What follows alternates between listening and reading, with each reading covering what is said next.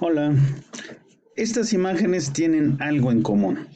Entre estos objetos se ejerció una fuerza. Por ejemplo, aquí, en este, chocaron dos autos y se ejerció una fuerza leve o fuerte al principio hasta que desapareció. En esta, una bala se dispara y obviamente la pólvora al explotar ejerce una fuerza que no conocemos, muy rápida. Aquí vemos una pelota de tenis chocando contra una raqueta. Vean cómo se deforma, casi parece que desaparece la mitad de la pelota. Y en esta otra tenemos una pelota de tenis rebotando en el piso. Parece que es la mitad de una pelota, pero no es la mitad de la pelota, es la pelota. Y cómo se deforma para volver a salir hacia arriba.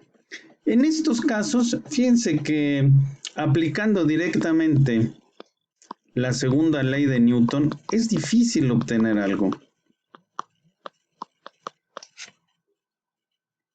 No sabemos cómo varía la fuerza.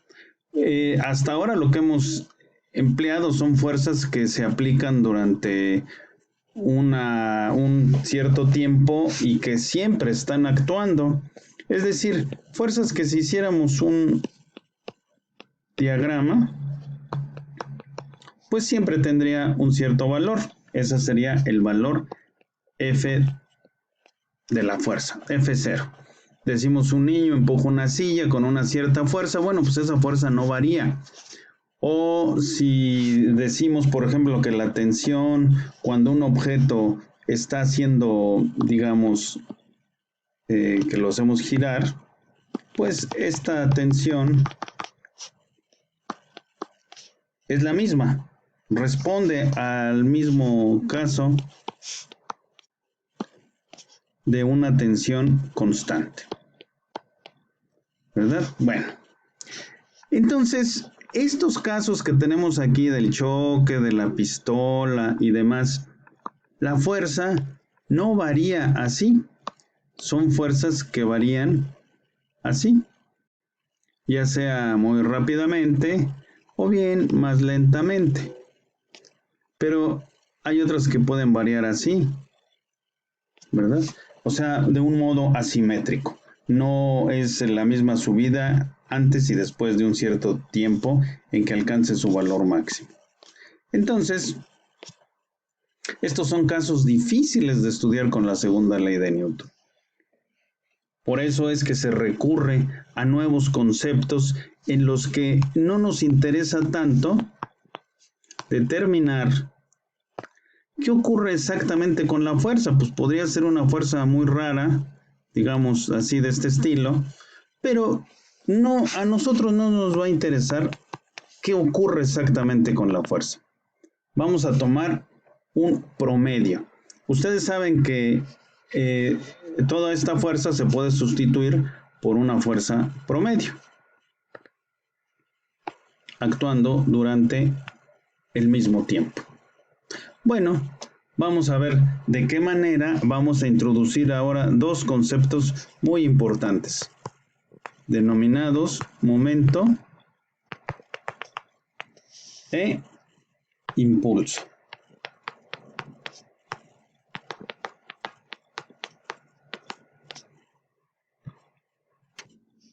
En realidad, Newton no enunció su segunda ley, déjenme quitarle por un momento el carácter vectorial, no la enunció así, sino que hizo uso de que la aceleración es la derivada de la velocidad con respecto al tiempo, el cambio de la velocidad con respecto al tiempo. Entonces, la segunda ley en realidad está enunciada de esta manera. La derivada de una cantidad mv con respecto al tiempo. Bueno, pues resulta que esta cantidad tiene un nombre especial. Si ahora nos fijamos que esto en realidad es un vector, vamos a ver que del lado derecho la velocidad es un vector. A esta cantidad mv se le denomina momento lineal, porque hay otro momento que no es lineal. Entonces este será el momento lineal. Y por ser un vector, pues lo podemos escribir como m bx, desde luego estará en la componente y si es necesario, mby y mbz, que desde luego podríamos escribir cada uno de ellos apuntando en una cierta dirección y jk. De tal manera que la segunda ley de Newton se puede expresar como la derivada de mb con respecto al tiempo, pero a mb vamos a llamarle p.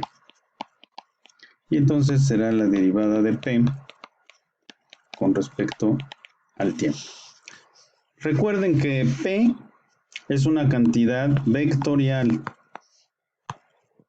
Si yo tengo un objeto de masa m, digamos que se mueva en este sentido, pues entonces el vector p es un vector paralelo a la velocidad y se calcula simplemente multiplicando la masa por la velocidad. Esto que está aquí pues es la segunda ley de Newton expresada en términos de momento lineal y nos dice que la fuerza neta que actúa sobre una partícula es igual a la rapidez de cambio, o sea, cómo cambia el momento con respecto al tiempo. Así es como Newton efectivamente la planteó. Y ahora vamos a encontrar una relación entre esta cantidad P igual a mb y otra. Observen que si yo tuviera, por ejemplo, un objeto que en un momento dado tiene una velocidad vi, tiene una masa m, y un instante o un tiempo después, no necesita ser un instante, tiene otra velocidad bf, el mismo objeto de masa m, entonces puedo hablar de pi y pf. Incluso puedo hablar de la variación de p como p final menos p inicial, ambos vectores.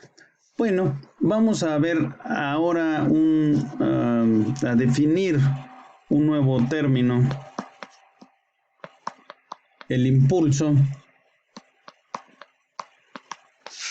en términos de la fuerza y del tiempo que actúa la fuerza. Entonces vamos a definir que J,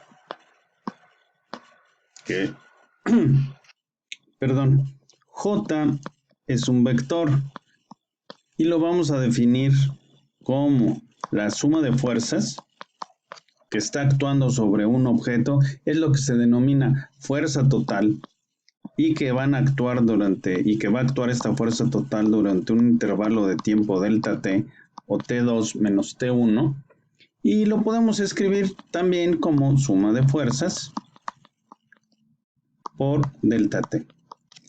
Ahora, ¿qué pasa si la fuerza varía? Bueno, si la fuerza varía, lo que ocurre es que en lugar de hacer una suma, se tiene que hacer una integral, que no voy a poner aquí en este momento, pero vean ustedes que si yo tengo J y P y F y la fuerza total por delta T, puedo reescribir que la suma de fuerzas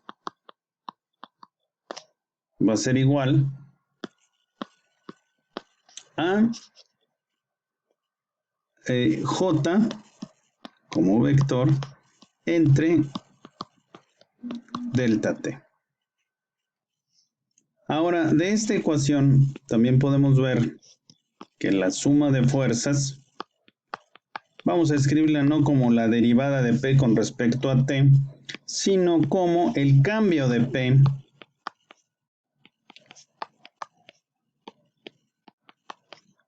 dividido entre delta T. Ahora bien, tenemos dos ecuaciones y de compararlas, lo que nos vamos a dar cuenta es que J, el vector J, va a ser igual a P2 menos P1.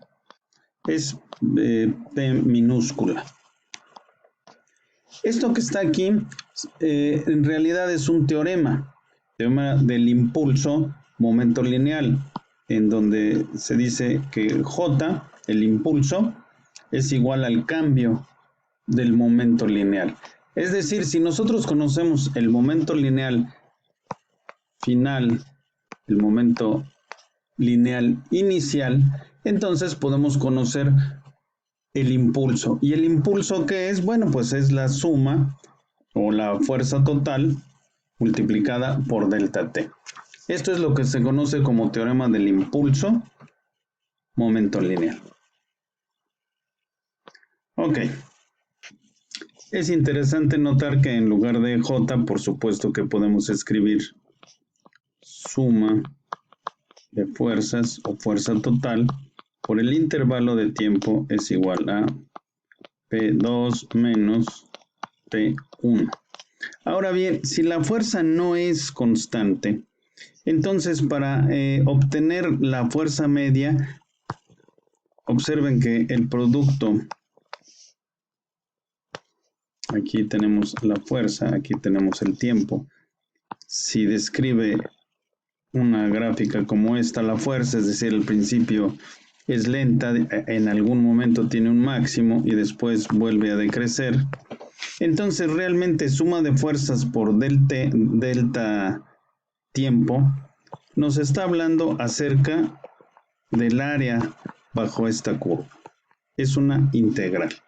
Ahora bien, si nosotros queremos sustituir esta fuerza, que desde luego es una función del tiempo, si nosotros la queremos sustituir por una sola fuerza media, lo podremos hacer siempre y cuando pensemos en el mismo tiempo y que el área bajo esta curva roja sea la misma que la morada. Entonces podemos escribir, en lugar de fuerza total por delta T, podemos escribir una cierta fuerza media por delta T es igual a P2 menos P1. Es decir, masa por velocidad 2 menos masa por velocidad inicial o velocidad 1. Y desde luego que podemos calcular la fuerza media como mv2 menos mv1, perdón, este es vector, entre el intervalo de tiempo que estuvo actuando esa fuerza, lo cual a veces se conoce pues por medio de disparos fotográficos, cámaras de televisión o aproximaciones que se pueden hacer de diversas maneras. Bueno, vamos a dejar hasta aquí y recordemos que la fuerza es un vector, por lo que tendrá dos componentes. Fuerza media en X, dos o tres componentes según estemos trabajando, ¿verdad? Y fuerza media en Z. Muy bien, hasta la próxima.